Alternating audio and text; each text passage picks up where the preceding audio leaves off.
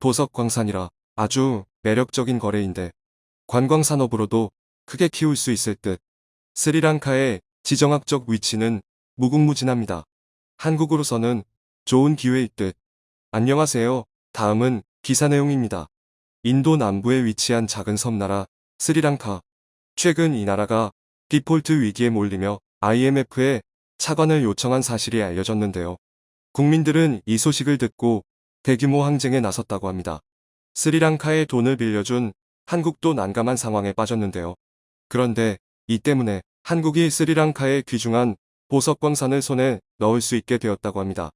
수많은 보석 회사들이 군침 흘린 이곳을 손쉽게 한국이 손에 넣은 것이죠. 대체 어떻게 된 일인지 지금부터 자세하게 설명해 드리겠습니다. 명멸하던 백열전구가 깜빡이기 시작했습니다.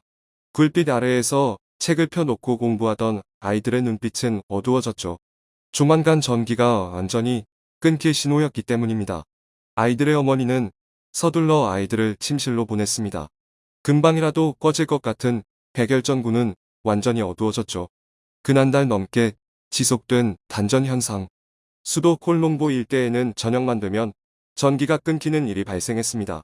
비단 콜롬보 시내에서만 이런 현상을 겪는 것은 아닌데요.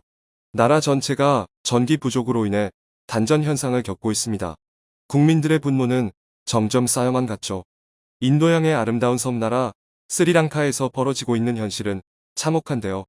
유럽에서 치열하게 전개되는 전쟁과는 다른 형태의 살기 위한 몸부림이 스리랑카에서 벌어지고 있습니다. 코로나로 인해 큰 타격을 입은 스리랑카는 한계점을 넘어 나라 경제 전체가 뒤흔들 정도로 위기에 빠졌죠. 스리랑카 대통령인 라자팍사는 이러한 문제를 도외시하면서 권력에만 집착하는 모습을 보였습니다.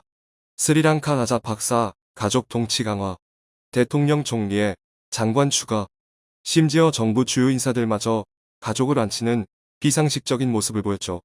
로이터 통신에 따르면 고타바야 라자팍사 스리랑카 대통령은 그의 동생 바시를 재무부 장관으로 임명했습니다. 고타바야의 형이자 전 대통령인 마힌다는 총리를 맡고 있는데요. 이원집 정부제를 채택한 스리랑카는 대외적인 업무를 맡고 있는 대통령 라자팍사와 스리랑카 내부적인 문제를 담당하는 마힌다 총리가 권력을 나누어 스리랑카를 다스리고 있었는데요. 동생은 물론이고 자식들까지도 스리랑카 주요 요직에 임명되어 스리랑카 정부는 라자팍사 가문의 개인 사업자라는 비아냥을 듣기도 했죠. 관계부 장관직을 행사하고 있는 라자팍사 가문의 맏형과 마힌다 총리의 아들 나말은 청년체육부 장관까지 맡고 있는 상황. 그럼에도 불구하고 스리랑카 국민들은 이들의 만행을 참고 있었습니다.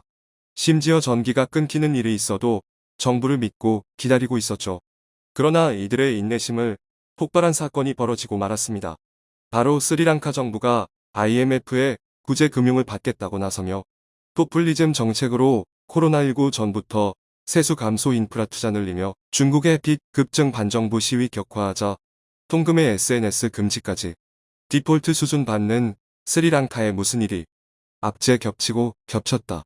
나라가 공식적으로 파산했다는 사실을 시인했기 때문인데요.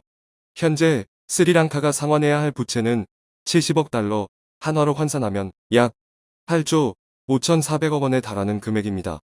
스리랑카 정부가 가진 외환 보유액은 총 20억 달러.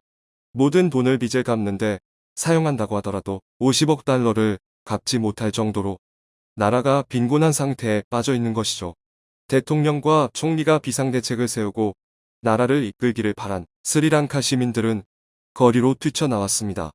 작금의 사태를 초래한 정부 인사들과 책임자인 라자팍사 대통령이 당장이라도 자리에서 물러나야 한다며 시위에 나섰죠. 대통령 관저에는 돌들이 쏟아졌으며 버스는 불에 휩싸였습니다. 대부분의 거리는 시위대들의 항의로 경제활동이 불가능한 상황. 이들은 IMF 구제 금융을 받는 것은 용납할 수 없다고 말하며 대통령과 지배층들이 사죄를 털어서라도 이번 사태를 책임질 것을 요구했습니다. 라자팍사 일가는 시민들의 요구를 들을 생각이 없었죠. 이들은 국가 비상사태를 선언하며 시위대들의 진압에 나섰습니다. 통행 금지령이 떨어지며 밤늦게 거리에 나오는 것을 막고 소방차와 군 병력을 동원해 수도 콜롬보에 배치했죠. 그럼에도 불구하고 시위가 진정될 기미가 보이지 않았죠. 스리랑카 시위 맞서 발동한 비상사태 해제, 여론 압박에 밀려 경제난 심화에 외교 공관 운영 중단도 확대. 사태의 심각성을 깨달은 대통령은 내각 총사퇴를 비롯해 야당을 중심으로 한 중립내각 구성을 제안하며 민심 수습에 나섰지만 스리랑카 항해 시위 계속의 굴복, 비상사태, 선포 철회, 한 번 풀린 시위대의 진격은 아무도 막을 수 없었습니다. 사실 스리랑카가 이 정도로 위기에 몰릴 상황은 아니었는데요. 코로나와 우크라이나 전쟁으로 악화된 나라 재정과 더불어 중국의 간섭이 결정적인 영향을 미쳤습니다. 악몽은 중국이 스리랑카에 욕심을 낸 순간부터 시작되었습니다. 중국은 1대1로 프로젝트를 가동하며 인도와 동남아시아 등지를 비롯 주요 항구거점을 확보하는 데 주력했습니다. 진주 목걸이 전략이라고 불린 중국의 거점 확보 계획은 집요했죠. 그 중에서도 가장 눈에 띈 곳이 바로 스리랑카였습니다. 인도양에 위치한 스리랑카는 지리적으로 매우 중요한 장소입니다.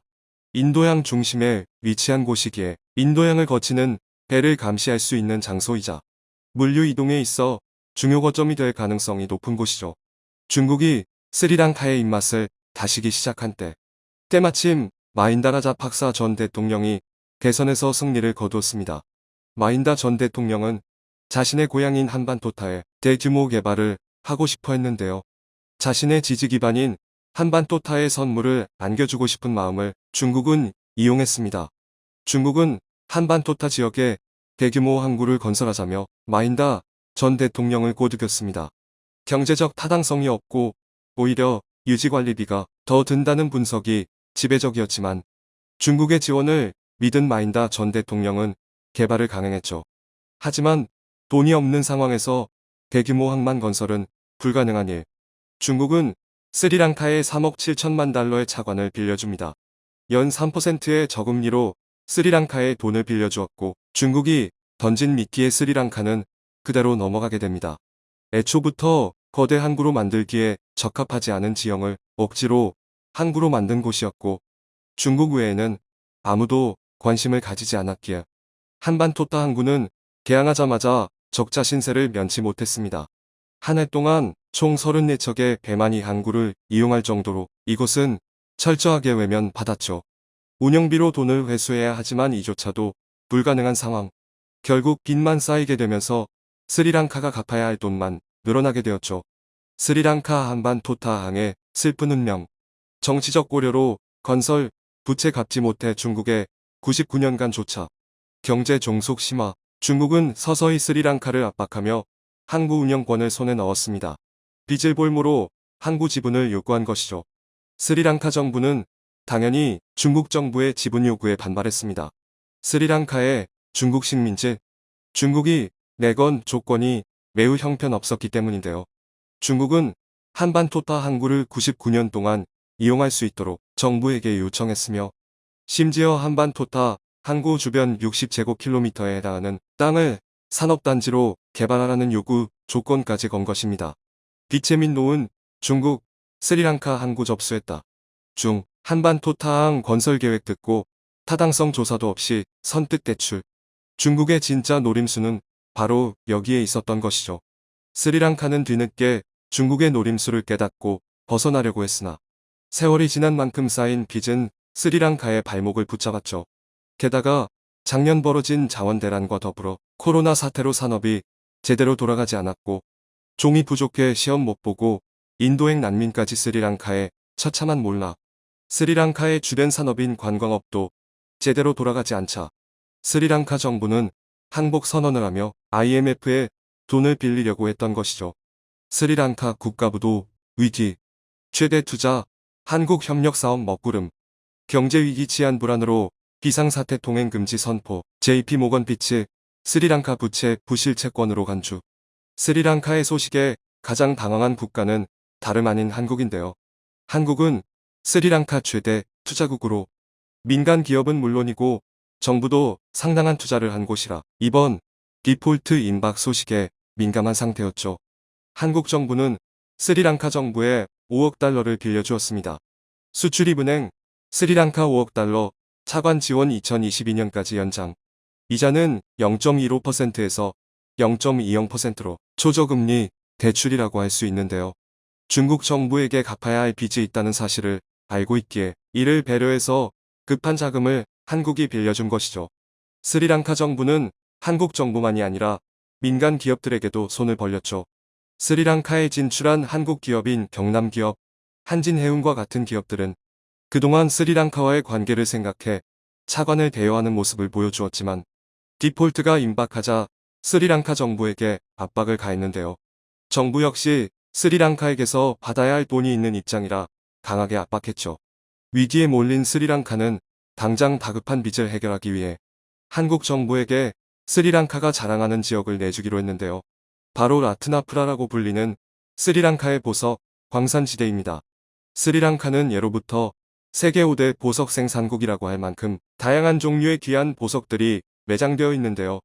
루비와 사파이어, 캐츠아이 등 보석 회사들이 탐내는 원석들이 대지 곳곳에 묻혀 있는 곳으로 유명합니다. 그 중에서도 라트나프라는 세계에서 유명한 곳으로 길가에 치이는 돌 안을 살펴보기만 해도 보석을 발견할 수 있다는 말이 나올 정도죠. 이곳에는 국가에서 운영하는 여러 광산들이 있는데 빚을 광산으로 대신 갚겠다는 것이었죠. 스리랑카에서 발견되는 보석들은 최대 크기를 자랑하는 것들이 많습니다.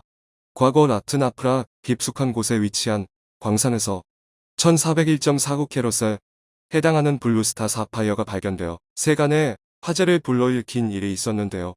최고 2074억 원, 세계 최대 사파이어 아담의 별 스리랑카서 채굴, 최고 1억 7,500만 달러, 한화로 2074억 원에 달하는 이 원석만 아니라 다른 고가의 원석들도 발견되는 귀중한 곳이죠.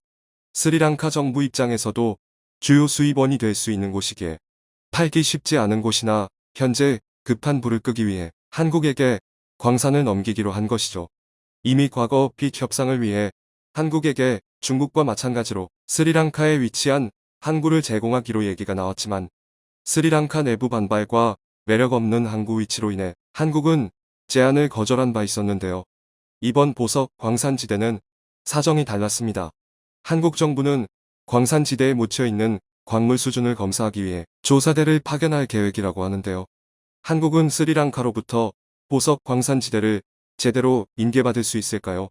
향후 상황에 대해 기대해보며 한국이 차지하게 될 광산지대에서 귀중한 보석들이 많이 채굴되길 기원해보겠습니다. 청중의 일부 의견. 스리랑카에 12년 산 사람으로 투자하지 말 것을 권유합니다. 공산주의 했던 나라는 절대 믿으면 안 됩니다. 해수면이 낮은 곳, 매년 태풍으로 뿜받는 곳, 일본처럼 내각제를 해온 것처럼 모든 경제를 계속해서 되물려 정치를 하니까 아직도 최빈국에 있지. 보석 가공, 현지 판매와 신도시 개발 부동산업, 보석과 전자제품, 쇼핑 관광업 등등 먼 앞날을 생각해 도와주어야 합니다. 기회라 생각됩니다. 인도와도 가까운 해양국이 있기 때문에 더욱 필요합니다. 집권 세력이 부패하면 그 나라는 안정감이 없어요. 언제 어떻게 쿠데타로 쫓겨날지 아무도 장담하지 못하는데 그럴듯한 꼬시기가 있어도 함부로 미끼를 물으면 큰일 납니다.